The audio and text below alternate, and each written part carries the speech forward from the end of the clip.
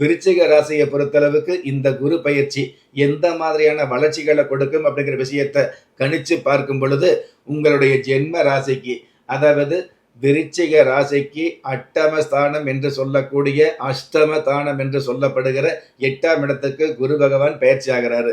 அதாவது குரு பயிற்சியில சாதகமான பலன் சொல்லணும், அல்லது சந்தோஷமான பலன் சொல்லணும், அல்லது உங்களை ஆறுதல் படுத்தணுங்கிற எண்ணம் எனக்கு இருந்தால் கூட, சாஸ்திர ரீதியாக உங்களுக்கு வரக்கூடிய ஒரு சில விஷயங்களை உண்மையை சொல்லித்தான் ஆகணுங்கிற நிர்பந்தம் இருக்கிறதுனால, 8ஆம் இடத்துக்கு குரு பகவான் பயிற்சி ஆகிறதுனால கொஞ்சம் நட்டம் அப்படிங்கிற விஷயத்தை இந்த நேரத்தில் பதிவு பண்ண கடமைப்பட்டிருக்கிறேன்.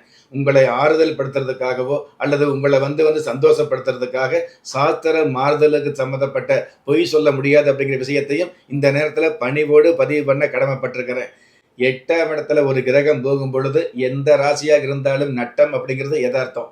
அதுவும் முழு சுபகிரகமாக இருக்கக்கூடிய இந்த குரு பகவான், உங்களுடைய ராசிக்கு தன ஸ்தானாதிபதியாக வரக்கூடிய குரு பகவான் 8ஆம் இடத்துக்கு மறைஞ்சு போகிறதுனால, எடுத்த காரியம் எதுவாக இருந்தாலும் நஷ்டத்தை கொடுக்கக்கூடியது அல்லது கஷ்டத்தை கொடுக்கக்கூடியது, நல்லவராகவே இருந்தால் கூட தேவையில்லாத ஒரு கெட்ட பெயர் வரக்கூடியது.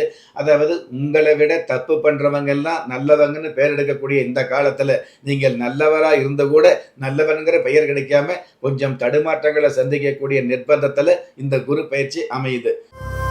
தீபஜோதியில் இல்லங்களிலும் உள்ளங்களிலும் பவித்திரம் பரவட்டும்.